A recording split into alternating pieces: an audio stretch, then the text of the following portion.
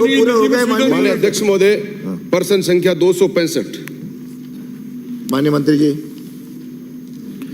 माननीय अध्यक्ष महोदय, प्रश्न का खंड 1, कार्मिक विभाग राजस्थान सरकार के परिपत्र दिनांक 21/10/2002 के अनुसार अनुसूचित जाति, जनजाति एवं अन्य पिछड़ा वर्ग के ऐसे व्यक्ति जो अन्य राज्यों से माइग्रेट होकर राजस्थान राज्य में निवास कर रहे हैं, ऐसे व्यक्तियों को स्वयं के उपयोगार्थ तो जाति प्रमाण पत्र जारी नहीं किया जा सकता, लेकिन ऐसे माइग्रेट व्यक्तियों की संतान को जिनका जन्म राजस्थान राज्य में ही हुआ है, यहीं शिक्षा ग्रहण की है, यहीं से मूल निवास प्रमाण पत्र प्राप्त किया है तथा राजस्थान सरकार द्वारा जारी इन वर्गों की सूची जिसमें अधिसूचित किया गया है में सम्मिलित है, तो उन्हें नियमानुसार जाति प्रमाण पत्र जारी किया जा सकता है। नियम की प्रति परिशिष्ट पर संलग्न है।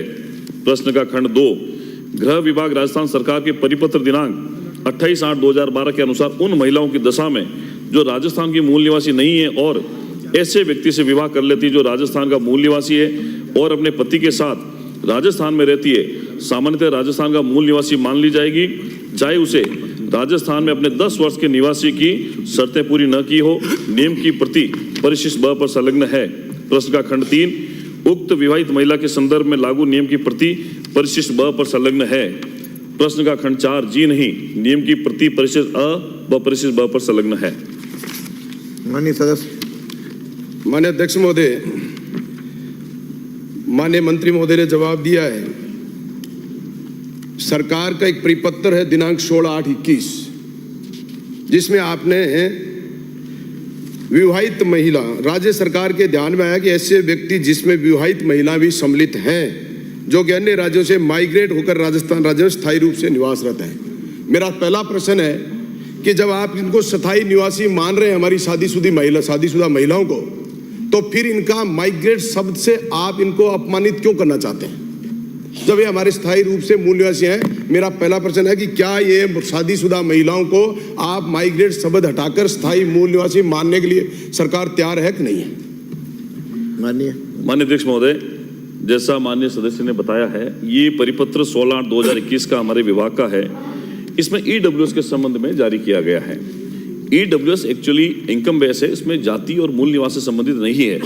प्रश्न के तीनों खंड में हमने उत्तर दे दिया है कि राजस्थान से बाहर की कोई महिला अगर किसी राजस्थान के मूल निवासी विवाह कर लेती है, उसको मूल निवासी यहाँ का मान लिया जाता है।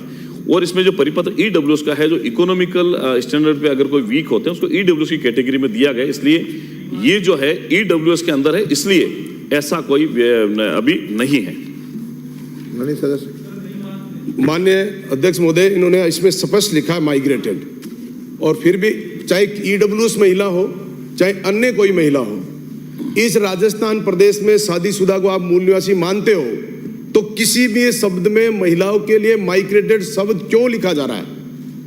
1 नंबर। 2 नंबर में कह रहा है कि माननीय सभापति, ईडब्ल्यूएस की जहां बात है, भारत सरकार 31 जनवरी 2019 को केंद्र सरकार ने ईडब्ल्यूएस आरक्षण के मानदंडों का निर्धारण किया। आपकी डबल इंजन की सरकार है।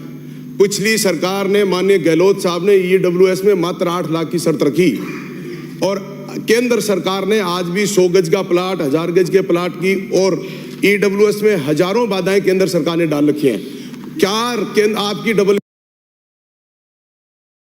इंजन की सरकार या राज्य सरकार मिलकर हमारे इस ईडब्ल्यूएस में अन्य बाधाओं को हटाने की मंशा रखती है, या सरकार उसके लिए क्या प्रयास कर रही है?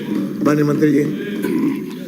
माननीय अध्यक्ष महोदय, कोई भी प्रश्न अगर केंद्र सरकार के संबंधित होता है, उसके संबंध में राज्य सरकार के पास में कोई अधिकार नहीं होता केंद्र सरकार के विषय पर बात करे। लेकिन फिर भी मैं, माननीय सदस्य, कुछ ऐसे नियम बने हुए हैं माननीय अध्यक्ष महोदय, जैसे 2018 का ऑनरेबल सुप्रीम कोर्ट का भी ऑर्डर है, जैसा आपने बताया है, उस संबंध में ऑनरेबल सुप्रीम कोर्ट ने भी ये कहा है, वो प्रति भी मैं आपको दे दूंगा।